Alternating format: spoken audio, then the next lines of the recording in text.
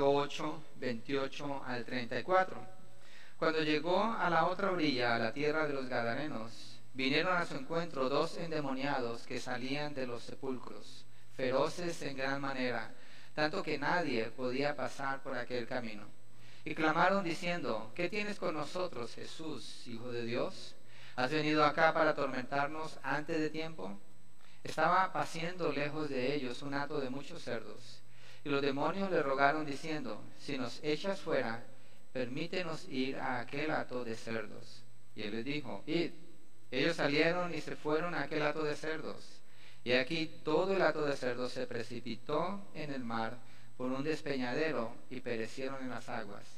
Y los que los apacentaban huyeron y viniendo a la ciudad contaron todas las cosas y lo que había pasado con los endemoniados. Y toda la ciudad salió al encuentro de Jesús, y cuando le vieron, le rogaron que se fuera de sus contornos. Padre, te rogamos, Señor, que nos ayudes a comprender este texto, que nos ayudes a tomar los principios que encontramos aquí, a guardarlo en el corazón, a tener fe, a creer, Señor, y a orar en obediencia de una forma que te honre a ti. Reconocemos que sin tu Espíritu no podemos comprender lo que aquí dice. Y por eso dependemos de ti, rogamos a ti, Señor, pidiéndote dirección. En el nombre de Jesucristo. Amén y amén. Jesús y sus discípulos están navegando en el mar de Galilea. La semana pasada vimos que había una tormenta. En la tormenta sentían ellos que iban a morir. Era algo muy severo lo que estaba sucediendo. Despiertan al Señor, los reprende a ellos primero, después reprende a los vientos y el agua. E inmediatamente paró el viento y el agua cesó de moverse, todo quedó en calma, como cuando se va en un lago pequeño y tira una piedrita y se ven las ondas, así quedó. Y van los discípulos navegando con el Señor. Yo me los imagino a ellos con los remos, el remo en el agua. Si usted está en una tormenta y trata de remar, yo no sé mucho de pesca, pero estando en un bote pequeñito con viento y las olas, es bien difícil moverse, es duro. Pero si el agua está quieta y usted rema, es fácil. Usted avanza, puede mirar, puede disfrutar, no hay viento, están en completa bonanza.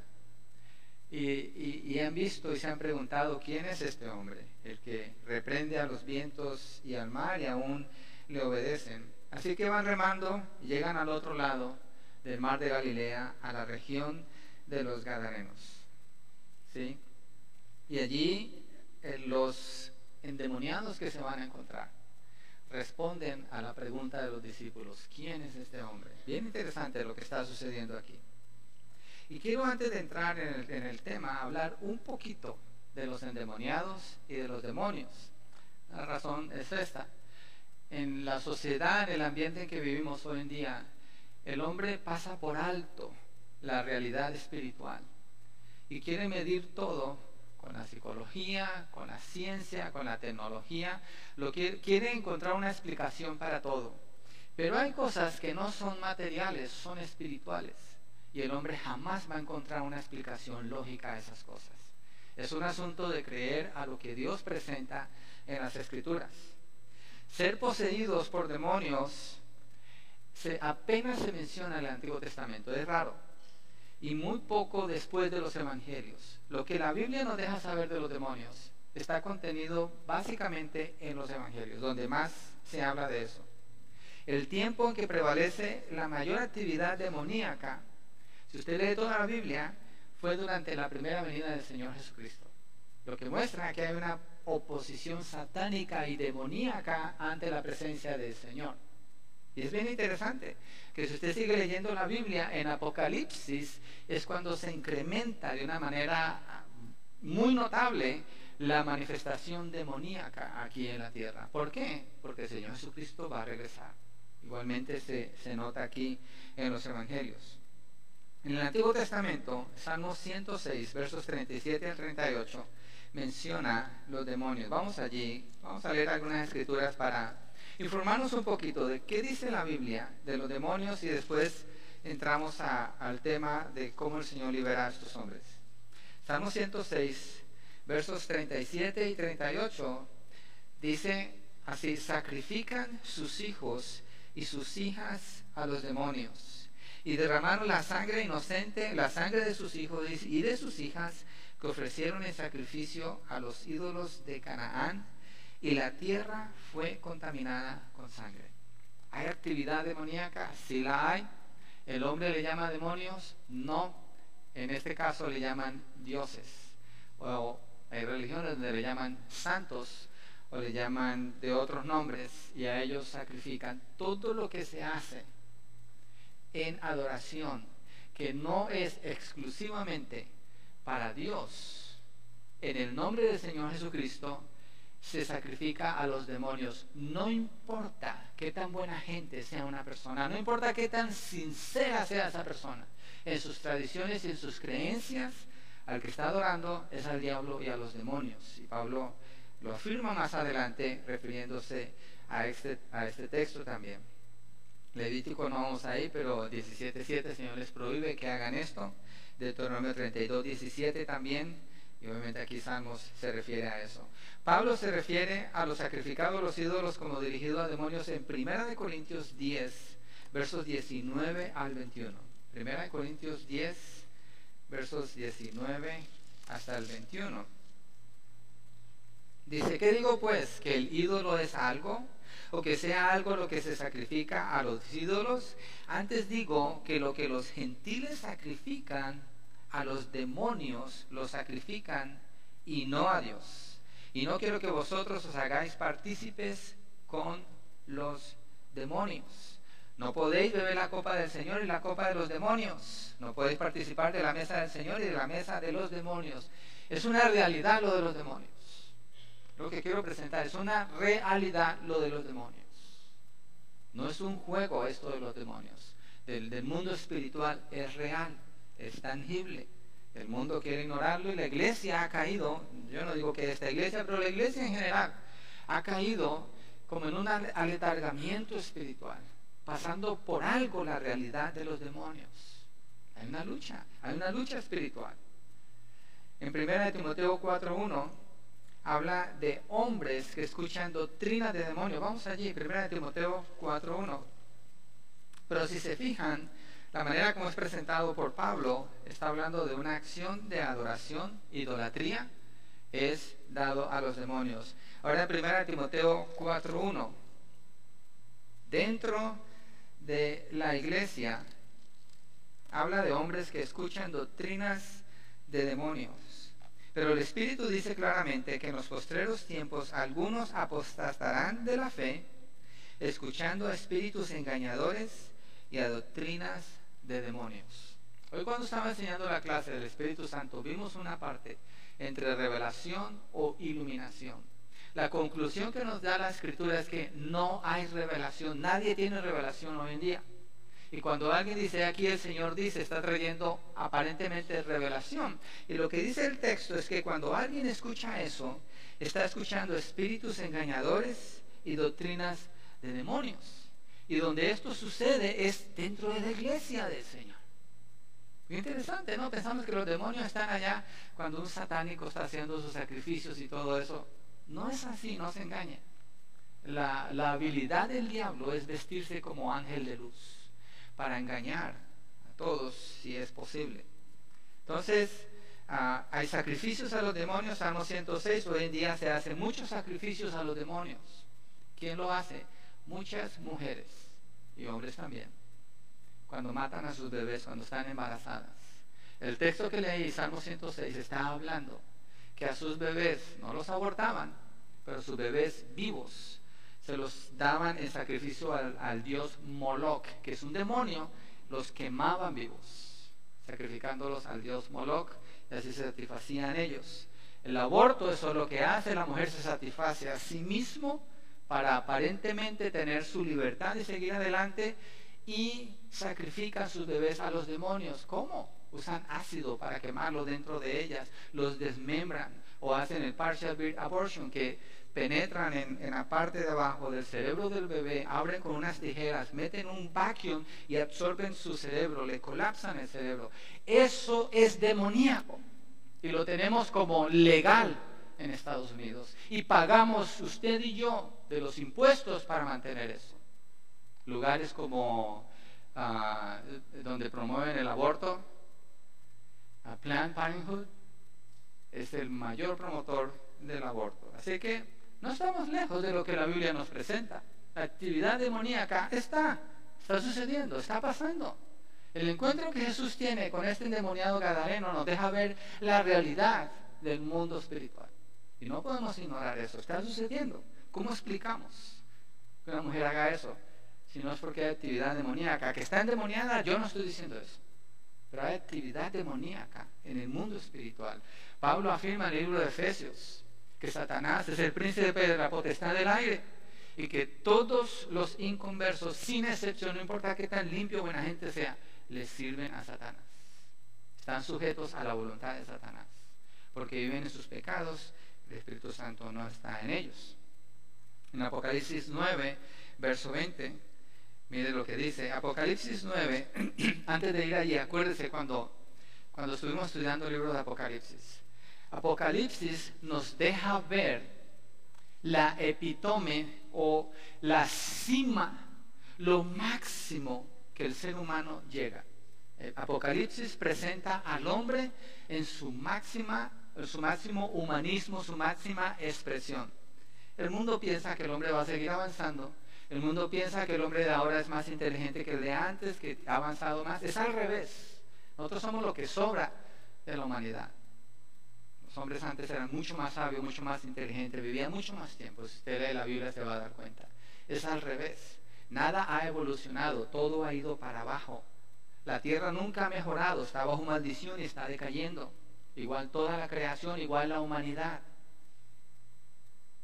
Y Apocalipsis deja ver lo máximo que el hombre llega a alcanzar por sí mismo. Y aquí está descrito. Aquí hay una descripción bien clara, 9:20.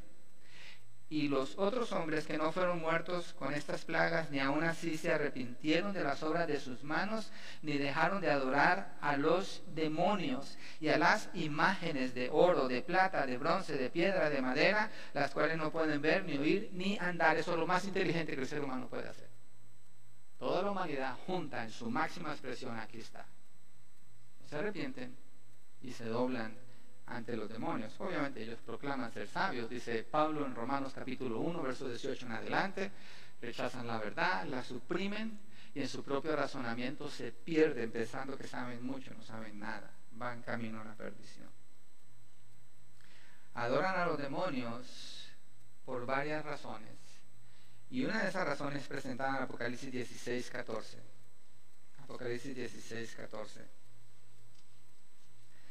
Pues son espíritus de demonios que hacen señales y van a los reyes de la tierra en todo el mundo para reunirlos a la batalla de aquel gran día del Dios Todopoderoso. Hay señales, hay prodigios, hay milagros y muchos. Pero no necesariamente es Dios el que está obrando allí. Muchas veces son los demonios. Muchas veces son los demonios.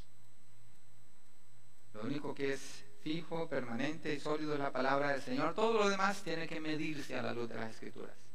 De lo contrario, usted puede estar jugando con la actividad demoníaca y tiene que tener mucho cuidado.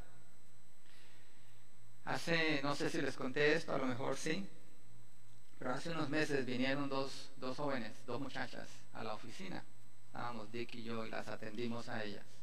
Venían muy asustadas, venían aterrorizadas esas muchachas. Y pidieron hablar con nosotros, las hicimos pasar, escuchamos su historia. Resulta que esas muchachas habían estado jugando con algo que se llama Ouija. La Ouija es algo que la gente, he visto películas, a veces usan como un lente, va moviendo las letras. Obviamente hay un movimiento espiritual detrás de eso, son demonios. Estas muchachas se metieron a eso, empezaron a formar frases y una de ellas venía bien rasguñada y aterrorizada. Decía que un demonio había hecho eso con ella. Y fue a buscar a una bruja, más actividad demoníaca para que le ayudara. La bruja estaba aterrorizada y le dijo, busca a un priest. Y ellas pensaron que nosotros éramos priest, está refiriéndose a los católicos, que todavía los ponen peor cuando van con ellos, porque ellos adoran a los demonios. Pero vinieron aquí las muchachas y compartimos el evangelio con ellas, oramos por ellas. El mundo espiritual es real. El mundo del demoníaco es real. Los demonios están en la tierra, Satanás está aquí en la tierra. Pero vamos a mirar, ahorita estoy queriendo como poner un fundamento. ¿Qué dice la Biblia? ¿Y qué es lo que vemos? Es real. Ahora miremos, no nos quedemos aquí. Si nos quedamos aquí, nos podemos ir hasta con miedo de aquí, pero no quiero que terminemos allí. La Biblia nos presenta muy bien Jesucristo frente a los demonios. Eso es lo que nos da seguridad a nosotros, y nos presenta la verdad completa. Ahorita presenté algo parcial nada más. Mateo, Marcos y Lucas contienen la narrativa de este evento, de este encuentro de Jesús con estos endemoniados o este endemoniado. Los tres lo mencionan, y es importante prestar atención porque coincide en los tres. Hay algunas diferencias, ¿sí? La diferencia es que Mateo dice que son 2 endemoniados. Marcos y Lucas dicen que es un solo endemoniado. Y obviamente los que son enemigos de la palabra de Dios van a decir, si ves, hay un error allí. No es un error, es una discrepancia. Una discrepancia es cuando usted en una corte llama a 2 testigos, los 2 testigos hablan del mismo evento, pero hay discrepancia en lo que dicen. Los 2 no dicen exactamente lo mismo. Para Mateo era importante hablar de 2, Marcos y Lucas dieron detalle de 1 nada más, pero están hablando del mismo evento, un evento que sí sucedió. Así que vamos allí. El primer punto es la obra de los demonios. Vamos a mirar la obra de los demonios. Verso 28 en Mateo 8. Siempre vamos a regresarnos allí a Mateo 8. Verso 28. Dice, cuando llegó a la otra orilla, a la tierra de los Gadarenos, vinieron a su encuentro 2 endemoniados que salían de los sepulcros, feroces en gran manera, tanto que nadie podía pasar por aquel camino. Así que lo que quiero ahora que miremos es las características del endemoniado, considerando los detalles que dan Mateo, Marcos y Lucas, porque los 3 se complementan en lo que dice. Lo primero que narra Mateo, al igual que Marcos y Lucas, es que Jesús no va a los demonios. Jesús llega allí, los demonios vienen a Jesús. El texto no dice si Jesús sabía que los demonios iban a estar allí. Él dependía del Espíritu Santo para saber eso. Pero lo que dice es que una vez que los demonios saben que Él está allí, corren, los endemoniados corren hacia Él, ¿sí? Eran hombres feroces, son descritos así, que vivían en los sepulcros. Esa es la condición a la que los demonios llevan al hombre. Obviamente vemos, los demonios siempre operan, y quiero que hagamos una distinción entre un endemoniado y una persona influenciada por demonios, ¿ok? La característica de un endemoniado es que su voluntad está completamente controlada por los demonios.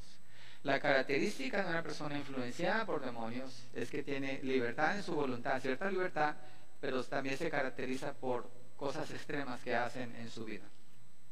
Okay. Estos son endemoniados, se caracterizan porque son feroces, viven aislados del mundo natural de las personas, están entre los sepulcros. Yo creo que encontraron sepulcros vacíos y ahí se metían, o cuevas, aquí dice que sepulcros. Lucas, si alcanza a ir allí vaya, pero lo voy a decir un poco rápido. Lucas 8:26 dice que era un hombre de la ciudad poseído por demonios y que no se había puesto ropa por mucho tiempo. Son personas que no tienen concepto de dignidad, concepto moral, están poseídos por el demonio. Marcos dice, en Marcos 5 del 1 al 20 está eso, dice que nadie podía atarlo ni aun con cadenas, porque muchas veces había sido atado con grillos y cadenas, pero él había roto las cadenas, destrozando los grillos, y nadie era tan fuerte como para dominarlo.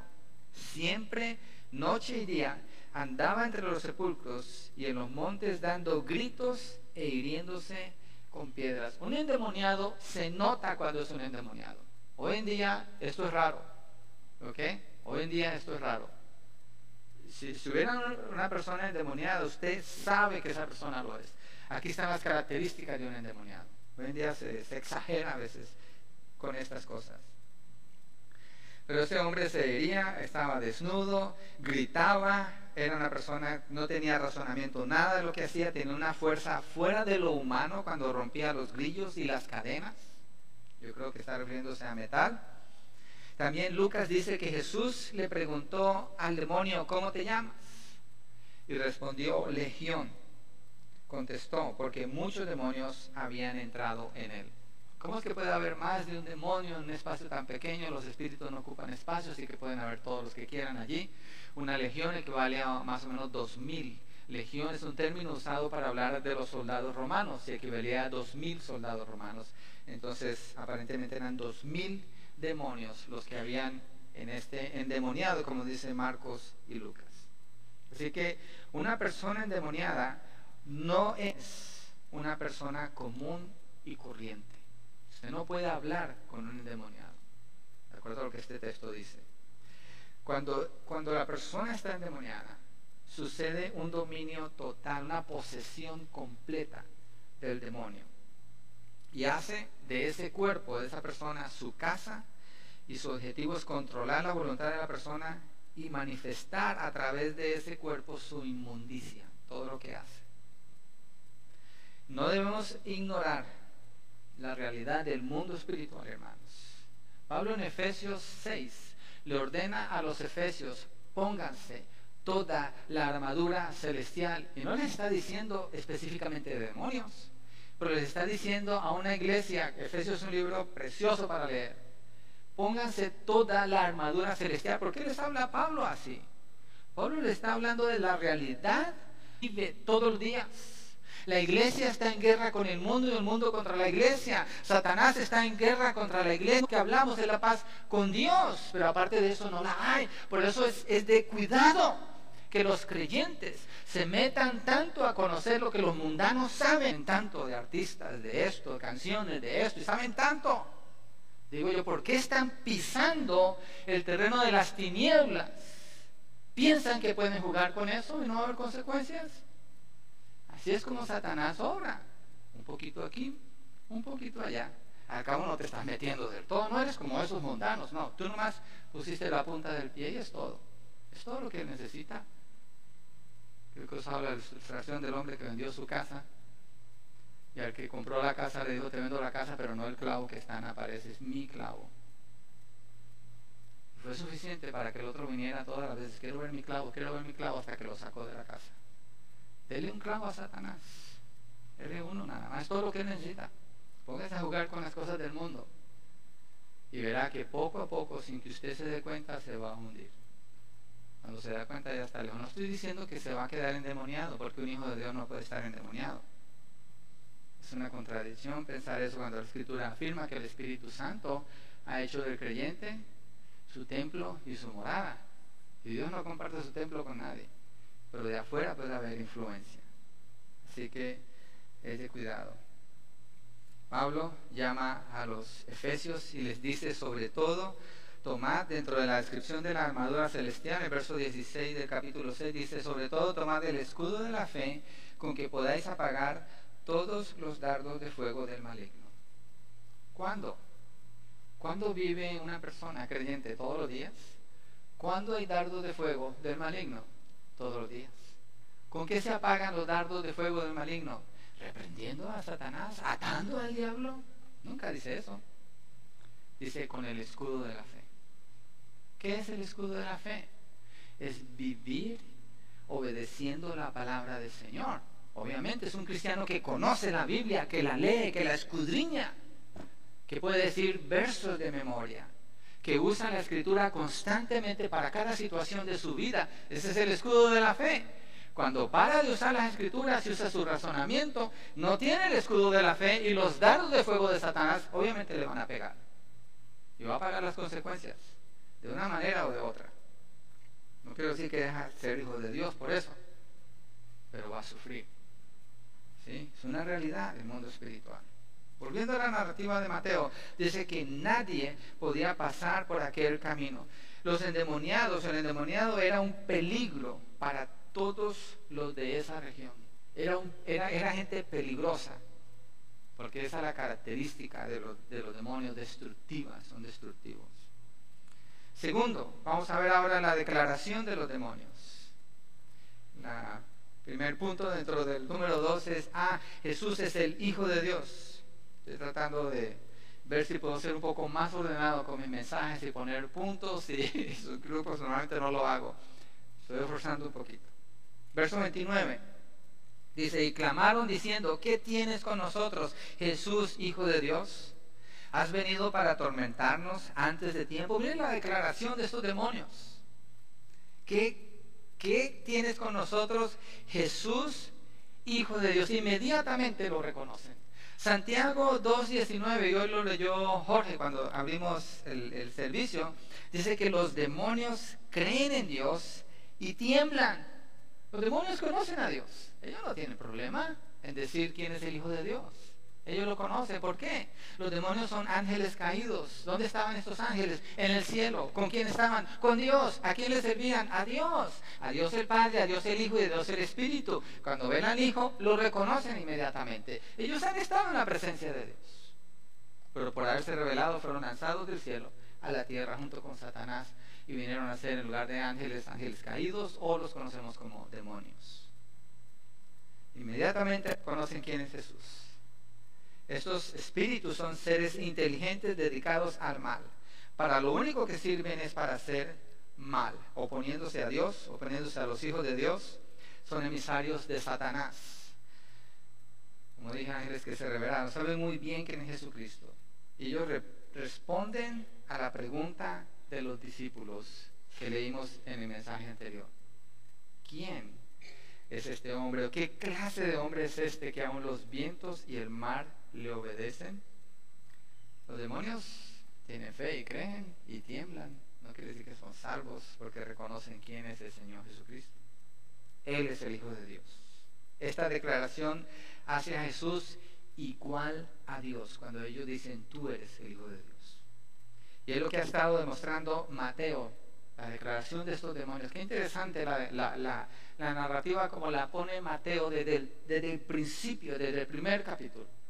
Está poniendo en orden cada característica, cada evento, cada evidencia que manifiesta que Jesucristo es el Hijo de Dios, que Jesucristo es el Rey de Israel, que Jesucristo es el Mesías. Poco a poco, si usted le presta atención a todos los mensajes que hemos estudiado, en el libro de Mateo es una secuencia donde va edificando, va construyendo más y más, cada vez más gruesa, más pesada, más sólida esa evidencia. Y ahora viene esta declaración, donde los demonios dicen tú eres el Hijo de Dios, haciéndolo a Él igual a Dios. Interesante lo que está presentando el libro de Mateo. Mateo desde el comienzo del Evangelio lo hace de todo tipo de ángulo. Y esta ocasión muestra el poder y la autoridad de Jesús sobre todo el mundo espiritual. La declaración de los demonios lo que está demostrando es la autoridad y el poder del Señor Jesucristo sobre todo el mundo espiritual. Acuérdese, nadie podía con los endemoniados, nadie podía ayudar a los endemoniados, nadie entendía a los endemoniados, nadie se podía acercar a los endemoniados, eran un peligro. Eran un peligro. Pero cuando Jesús llega a la orilla, ellos corren a Jesús. Ellos son los que corren a Jesús. Jesús lo que está haciendo aquí es caminando de frente, metiéndose más y más al territorio de Satanás. Fue tentado por el diablo y lo menciona en el desierto. Aquí va al territorio donde los demonios se están manifestando y no tiene que decir nada. Simplemente llega y las fuerzas satánicas responden con temor y manifiestan su derrota inmediatamente frente a él. Ya venció a Satanás en el desierto. Y ahora Mateo, aunque ya ha mencionado a muchos endemoniados, como lo hace en el capítulo 4, dice que todos fueron liberados por Jesús, escoge este incidente, este en particular, lo mismo que Marcos y Lucas, para mostrar en detalle cómo Jesús tiene autoridad sobre ellos. Y tiene muchos detalles que manifiesta eso. Esta descripción de Mateo es explicada en su plenitud por Pablo en Filipenses 2, del 9 a 11. Me refiero a la declaración de los demonios. Filipenses 2, del 9 al 11. Pablo, ya no lo sabemos bastante, esta escritura, pero mira lo que Pablo dice, 9 al 11. Por lo cual Dios también le exaltó hasta lo sumo, refiriéndose al Señor Jesucristo, y le dio un nombre que es sobre todo nombre, para que en el nombre de Jesús se doble toda rodilla de los que están en los cielos y en la tierra y debajo de la tierra, y toda lengua confiese que Jesucristo es el Señor, para gloria de Dios Padre. No hay nadie que se pueda oponer, más abiertamente a Dios mismo que Satanás y sus demonios. No hay nadie que contenga tanta maldad en su ser como un demonio, donde no hay espacio para nada de bondad, absolutamente cero. Todo es negativo, todo es oscuridad, todo es tinieblas, todo es maldad, todo es muerte. Y dice Mateo que cuando vieron al Señor Jesucristo, y Marcos y Lucas hablan más de eso. Y miremoslo, aquí dice Lucas 8:28, dice: el endemoniado al ver a Jesús gritó y cayó delante de él. Cuando está hablando que gritó y cayó delante de él, lo que está diciendo Lucas es que adoró al Señor Jesucristo. Mateo dice: ¿qué quieres con nosotros, Hijo de Dios Altísimo? Al decir eso, están adorando al Señor Jesucristo. Marcos dice, Marcos 5:6-7, que cuando vio a Jesús de lejos, corrió y se postró delante de él y gritando a gran voz dijo: ¿qué tienes con nosotros, Hijo de Dios? La misma descripción, adoración, caen a los pies del Señor Jesucristo inmediatamente. Es lo que Pablo describe: toda lengua confesará que Jesucristo es Rey, toda rodilla se doblará ante Él. Y Mateo está demostrando que así es. Pablo nomás lo está explicando. Mateo también dice que clamaron. Hay un grito, hay un clamor en ellos. Doblaron la rodilla, confesaron que Jesucristo es el Señor, el Hijo de Dios. Todo está sometido a la autoridad de Jesús. Jesús sana al hombre que tiene lepra, cosa que socialmente era imposible alcanzarlo. Jesús sana al esclavo del centurión, cosa que me refiero a la sociedad judía, que se consideraba la sociedad, el centro de todo el mundo está en Israel, porque ahí es donde Dios se reveló. Y de acuerdo a ellos no había espacio ni para el que tenía lepra, para el centurión menos, y menos un esclavo del centurión que Jesucristo sana. Y después sana a la suegra de Pedro, que es una mujer. Después van en la barca, imposible que pudieran calmar la tempestad. Jesucristo calma la tempestad. Todo está sometido bajo la autoridad del Señor Jesucristo. Cada cosa de la creación es afirmado en el libro de Hebreos. Dice que Él es el creador de todas las cosas, sin Él nada existe. También dice Colosenses, y Hebreos dice que Él sostiene todas las cosas con su palabra de poder. Todo depende del Señor Jesucristo, y lo está demostrando aquí. El segundo punto dentro de la declaración de los demonios es que hay un juicio final y les espera el tormento eterno. Y ahí, regresando a Mateo, dice: ¿has venido para atormentarnos antes de tiempo? Para las personas, Jesucristo viene a dar las buenas nuevas. Predica acerca del reino de Dios. Ya los hombres al arrepentimiento les está diciendo: aquí está la oportunidad para reconciliarse y tener paz con Dios a través de Jesucristo. Arrepiéntanse porque el reino de los cielos está aquí. Pero cuando llega con los demonios, para los demonios no hay nada de esperanza. Y los demonios lo reconocen y le dicen: ¿qué tenemos que ver contigo? ¿Has venido para atormentarnos antes de tiempo? ¿Qué esperan los demonios? Tormento, condenación, sufrimiento eterno. ¿Quién lo va a condenar? ¿Quién lo va a atormentar? De acuerdo a su declaración, Jesucristo. Él es juez para ellos. Él es salvador para los humanos. Él es juez para los espíritus que se han rebelado contra Dios. No hay esperanza. Ya fueron juzgados. Ya el veredicto se dio contra ellos por su rebelión. Es todo lo que esperan. Es condenación. Lucas dice en el verso 31: le rogaban que no les ordenara irse al abismo. ¿Cuál abismo? No al abismo entre donde estaban y el mar. Están refiriéndose al abismo, lugar de condenación y tormento eterno. Su declaración deja ver que están completamente sujetos a la autoridad de Jesús y no cuestionan en absoluto lo que les espera a ellos. Mateo 25:41, mire el destino final de ellos. Aquí está, Mateo 25:41. Acuérdense, para los demonios no hay nada más que condenación y sufrimiento eterno. Esta escritura que vamos a leer es terrorífica en el sentido de que iguala la condenación del hombre con los demonios. 25:41 de Mateo. Entonces dirá también a los de la izquierda: apartados de mí, malditos, al fuego eterno preparado para el diablo y sus ángeles. ¿Para quién fue preparado el fuego eterno, el infierno? Para el diablo y los ángeles, no para las personas. No fue preparado para las personas. Pero las personas, por su incredulidad y por rechazar el mensaje, por resistirse a la verdad y no querer creer en el Señor Jesucristo, muchos terminan en el mismo lugar que fue preparado para los demonios.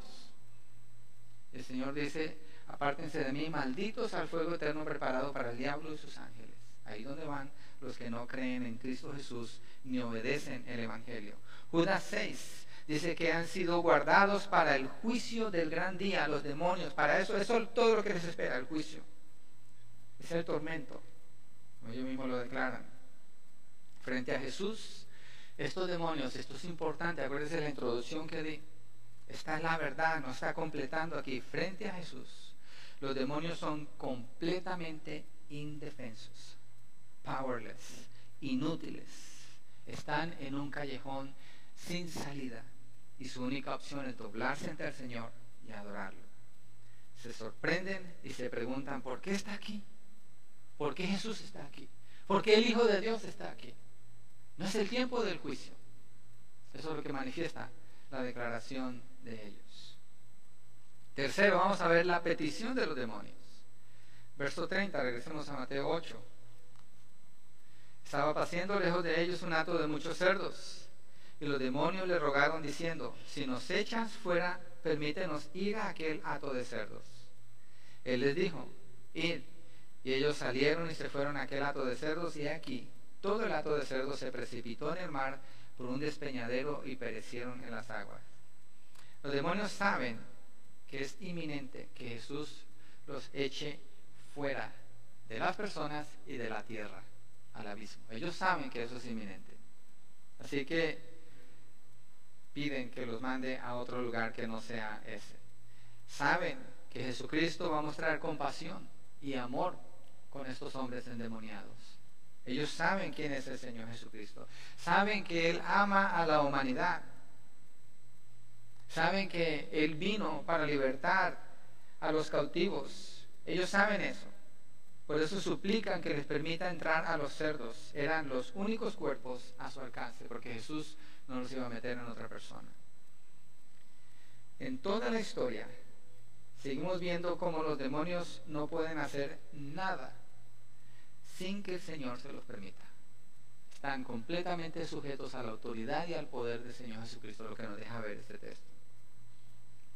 Lo ven, se postran ante Él, declaran quién es, claman que no los atormente y por último ruegan que les permita invadir a los cerdos.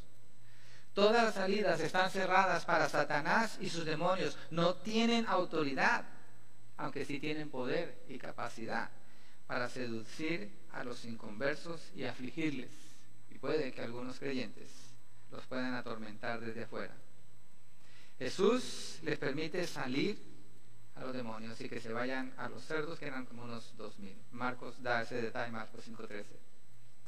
A Jesús, cuando hace esto, a Él le importa más el bienestar de estos hombres que estaban atormentados que los animales. Es demoníaco pensar que un animal vale igual que un ser humano o más. Estaba leyendo esta semana un artículo donde unas personas les preguntan: si estás con tu amigo y llevaste a tu perro contigo, los dos están en el agua, los dos están ahogando, ¿a quién vas a salvar? ¿A tu amigo o a tu perro? La respuesta todas las veces fue: a mi perro. Esa fue la respuesta. Hablando con unos familiares el otro día, porque mis hijos mataron unas lagartijas con unos rifles que les compré, preocupadísimos. ¿Cómo es que mataron las lagartijas? Yo les decía: qué sistema tan hipócrita, ¿no? Porque un insecto o un animalito que es muerto, como el mundano, por el sistema demoníaco que domina sus mentes, lo considera más importante y nunca hablan de un aborto. Matar un bebé, es el choice, es tejido, puedes matarlo, no importa, pero un animal no lo toques. Jesucristo está demostrando aquí que esos cerdos, 2000 no valen lo que vale una persona, y prefiere liberar al hombre o a los dos hombres, aunque los cerdos perezcan en el agua. El texto no nos dice porque les da permiso, pero sí nos deja ver el valor que tiene el ser humano. El ser humano fue creado a imagen y semejanza de Dios. El ser humano no es un animal, aunque los médicos hoy en día dicen eso. Y me sorprende cuando leo cosas de médicos y que encuentro eso. Digo, yo pensé que eran gente muy educada. No todos. ¿Por qué? Porque su mente está influenciada por los demonios. Y el mundo hoy en día, si usted lo nota, cada vez se nota más común el pensamiento demoníaco en los humanos. ¿Sí o no? ¿Estoy hablando de cosas que son raras? ¿O estamos hablando el mismo idioma? Hay abogados para perros. Hay psicólogos para perros. ¿Sí sabía usted eso? El hombre suprime la verdad y en lugar de adorar al Creador, adora la creación, de lo que dice la palabra. Dios los deja en su pecado, en su maldad. Son los demonios los que vienen a tomar sus mentes, a influenciarlos. Eso es lo que prevalece. ¿Se habla de una manera fea? No, el mundo lo pone bien bonito. Es bien bonito. Suena bien.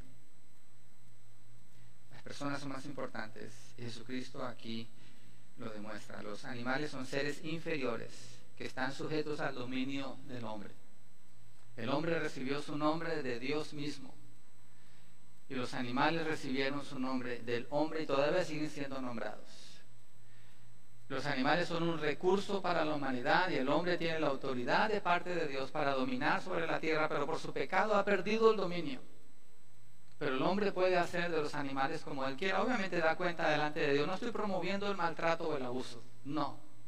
Lo que estoy diciendo es que es ok disponer de los animales. Hoy en día es común hablar de los, creo que los vegetarianos son tenidos como, oh wow, mira cómo cuidan de los animales, cómo les importa tanto, pero eso no comen carne. Pero no saben de lo que se pierde, porque un barbecue bien hecho, mijito, vale la pena. No hay nada más rico que una carne bien cocinada, ¿sí o no? Bueno, si usted no come carne está bien, pero Dios nos lo dio para que vivamos de ahí. Toda la tierra tiene los recursos para el hombre y no al revés. No es al revés. Ese era un paréntesis. Regresemos a la historia. La presencia de Jesús eliminó por completo la presencia de los demonios en la vida de esos hombres. Una vez que Jesucristo está presente en la vida de una persona, no hay presencia demoníaca en esa persona. Hay una limpieza total, completa, absoluta. El dominio de Dios es total en esa persona. La persona viene a ser un esclavo de Jesucristo, viene a ser templo y morada del Espíritu Santo. El que habita en él y gobierna en él no comparte a esa persona con nadie más. Cuarto, y esta es la parte triste de la historia, la incredulidad de los gadarenos. Verso 33. Y los que los apacentaban huyeron y viniendo a la ciudad contaron todas las cosas y lo que había pasado con los endemoniados. Y toda la ciudad salió al encuentro de Jesús y cuando le vieron le rogaron que se fuera de sus contornos.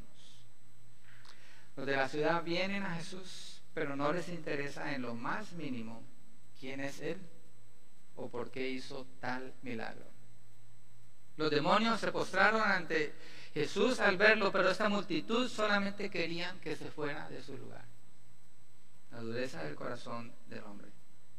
Tenían las puertas cerradas a cualquier cambio. Lo que conocían era lo que querían. Sus tradiciones aparentemente contaban más que lo que Dios quería presentarles a ellos. Su manera de vivir, lo que sabían, a lo que estaban acostumbrados, era lo que querían, quedarse con eso y nada más. Y prevalecen en eso y le piden a Jesús que salga de su región. La libertad de los endemoniados les impresionó, pero no tuvo ningún efecto en sus corazones. Marcos 5, 14 al 15 dice: los que cuidaban los cerdos huyeron y lo contaron en la ciudad y por los campos, y la gente vino a ver qué era lo que había sucedido. Vinieron a Jesús y vieron al que había estado endemoniado, sentado, vestido y en su cabal juicio, el mismo que había tenido la legión, y tuvieron miedo. El hombre que nadie podía sostener, que rompía los grillos y las cadenas, que no usaba ropa, que gritaba, que andaba en los sepulcros, está bañadito, vestido, peinado, con su hiel, está afeitado, sentado, Sentado, lo que quiere decir cuando está sentado es que está en dominio propio, en sus 5 sentidos. Está hablando con Jesús, está hablando con ellos. La gente del pueblo viene y lo ve y se sorprenden de eso. Pero les da miedo, le dicen a Jesús que se vaya de su región. Qué interesante. En lugar de estar contentos, en lugar de estar agradecidos, el peligro había terminado. Un hombre perdido y sin ayuda ninguna estaba libre, vestido y en sus 5 sentidos. La evidencia era mucha, pero preferían seguir como estaban que recibir a Jesús. Hay personas hoy en día así. Estoy muy ocupado. No tengo tiempo para eso. No niegan, no se resisten, no se burlan, no persiguen, pero no les interesa. Simplemente no les interesa. Quieren seguir su propio camino, su propia vida. Y tienen miles de excusas para no aceptar al Señor Jesús. Algunos pueden ser rescatados hoy en día de la delincuencia. Yo tuve un hermano así. De las drogas o el alcohol. Son transformados completamente. Esos que dicen que son salvos y andan en sus drogas y alcohol, no ha pasado nada. Están engañados. Porque cuando alguien es salvado por el Señor, esa persona es imposible que se vea igual o que actúe igual. Aquí no lo deja ver con el endemoniado. No es la misma persona, es un hombre nuevo, cambiado completamente. Piensa, razona, ama al Señor Jesús por la declaración que vamos a ver en un momento. Y hoy en día hay gente así. El Señor Jesucristo los rescata completa. Y aquí hay testimonios, hermanos, muchos testimonios de eso. Son transformados, van a sus familiares. ¿Y qué dicen sus familiares? Estás loco. Te lavaron el cerebro. Empiezan a rechazar a Jesús. Notan que es Jesús en esa persona. Y como dice Pablo en Romanos 1, 18 en adelante, quieren suprimir esa verdad porque refleja su pecado y no quieren eso en sus vidas. Prefieren perseguir a ese que ahora es una nueva persona, que ya no les da problema, que ya no causa destrucción, que ya no es un peligro, antes que aceptar al Señor Jesucristo. No sé si le ha pasado a usted. El Señor dice que sus primeros enemigos serán los de su casa, sus hogares. A mí me pasó cuando el Señor me salvó. Mis familiares fueron mis primeros enemigos. Juan 1, versos 9 al 12, explica este fenómeno. Vamos a mirarlo. Juan 1, versos 9 al 12. Qué bueno que cualquier porción de la Biblia, si usted se fija, cualquier porción de la Biblia que miremos, nos va a presentar preguntas, incógnitas. Y siempre la respuesta la vamos a encontrar en la Biblia. Siempre.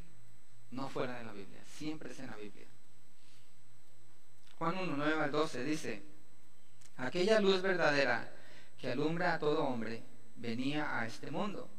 En el mundo estaba, y el mundo por él fue hecho, pero el mundo no le conoció. A lo suyo vino y los suyos no le recibieron.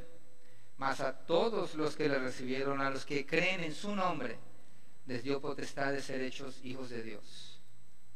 Y el 13 dice: los cuales no son engendrados de sangre, ni de voluntad de carne, ni de voluntad de varón, sino de Dios.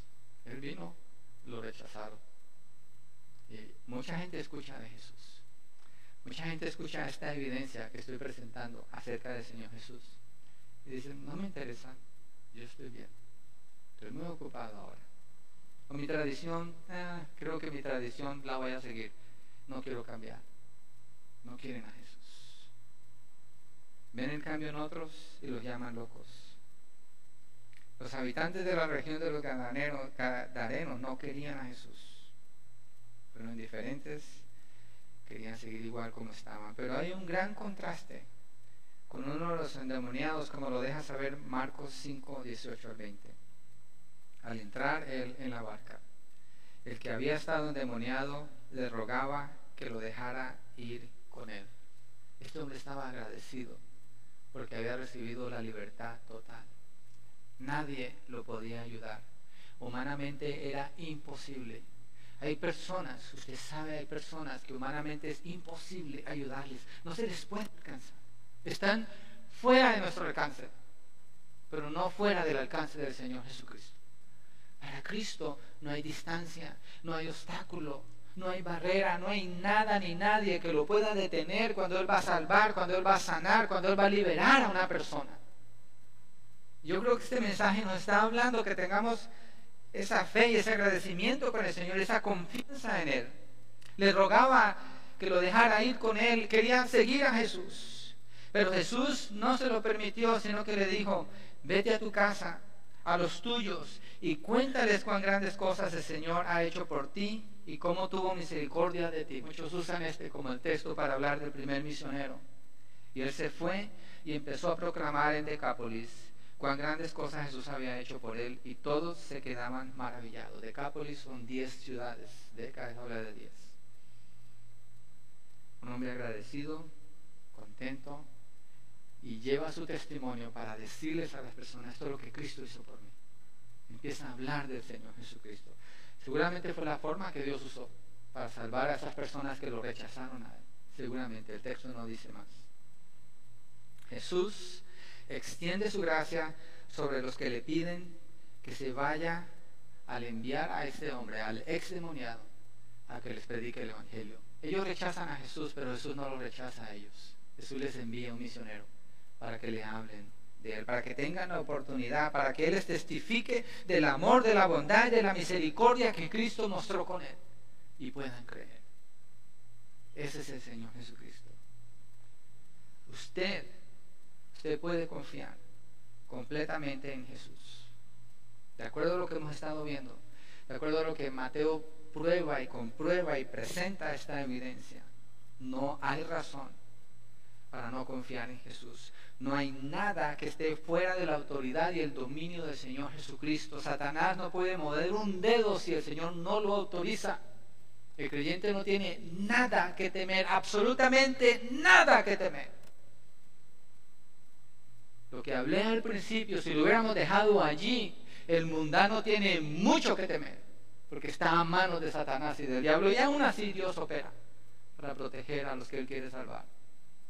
Pero la iglesia del Señor, estamos en Cristo, somos libres completamente, y tenemos la necesidad de creer en el Señor en todo sentido y hacer lo que el Señor le encomendó a este hombre. Usted y yo hemos sido liberados del poder de Satanás. Usted y yo hemos sido liberados del poder del pecado. Usted y yo hemos sido liberados de servir al mundo y servirnos a nosotros mismos. Tenemos todos, cada uno de nosotros que estamos en Cristo, un testimonio que contar. Tenemos un Señor Jesús de quien hablar, a quien anunciar. Tenemos mucha escritura, mucha evidencia para decirle al mundo: Jesucristo los puede cambiar. En Él hay esperanza, en Él hay salvación. Él tiene el poder y el dominio sobre todas las cosas. Y los que vengan al Señor, los que Él quiera salvar, ellos se van a postrar y van a decir: Jesucristo es el Hijo de Dios.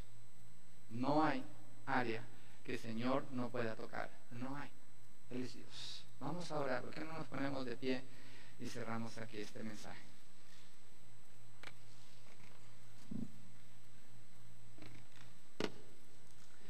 Yo no sé qué está pasando en sus corazones, pero sí sé lo que está pasando en mi corazón al estudiar el libro de Mateo. Estoy impresionado cada vez más con la vida del Señor Jesucristo y la evidencia de su poder y su autoridad. Y lo que veo cada vez que estudio cada porción de la vida del Señor Jesucristo, yo sabía que esto iba a pasar cuando entráramos en uno de los evangelios. Y tenía años, hermano, yo llevaba años esperando entrar en el libro de Mateo. Y lo que siento es un mayor enamoramiento del Señor, mayor admiración hacia Él, mayor reverencia por el Señor. Y he visto un efecto, y ese debe ser el efecto, yo creo, no estoy hablando que tiene que ser en mí en todos, una mayor conciencia acerca de mostrar misericordia hacia otros.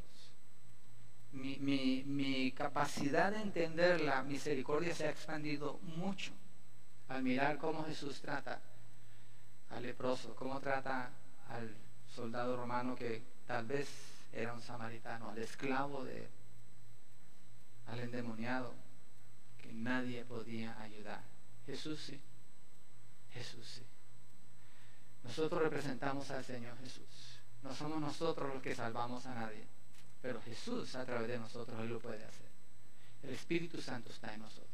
Nuestra fe y nuestra confianza tiene que estar en Él, para que actuemos con plena libertad, hermanos, plena libertad, sin temor al hombre y sin temor al mundo espiritual. Con plena libertad podemos avanzar el reino del Señor en los corazones de los que necesitan escuchar aquí en la tierra, y alegrarnos por la obra que el Señor ha hecho a nuestro favor.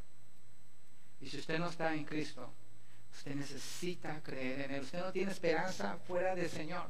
Todo lo que le espera es condenación y muerte eterna. Pero si usted cree en Cristo, usted confiesa sus pecados y viene al Señor y clama a Él con un corazón contrito y humillado, el Señor no le va a rechazar.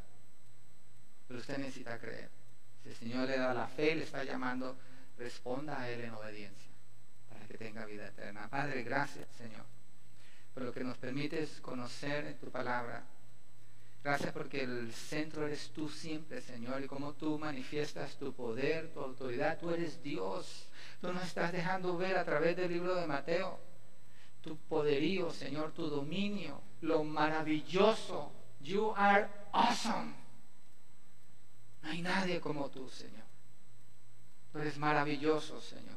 Te exaltamos. Nos postramos ante ti, Señor, de todo corazón, reconociendo que tú eres el Hijo de Dios.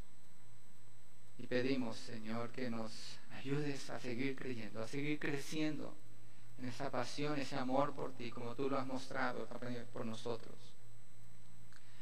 Y que nos guardes, Señor, para que no juzguemos afuera, no juzguemos a los que no te aman, Señor, pero que los alcancemos con el Evangelio, Señor. Que mostremos compasión, Padre, que oremos constantemente por ellos, que cuidemos nuestro caminar para que nuestro testimonio sea como luz en medio de las tinieblas, Señor. Oramos por los que no han creído, Señor, y tú les estás llamando, que puedan responder en obediencia y clamar a ti, confesar sus pecados y poner toda su fe y su confianza en ti, Jesús, en la obra que tú hiciste en la cruz del Calvario, en la vida eterna que tú ofreces. Gracias, Señor, te bendecimos y a ti te damos, oh Dios, toda la gloria y toda la honra en el nombre de Jesucristo. Amén.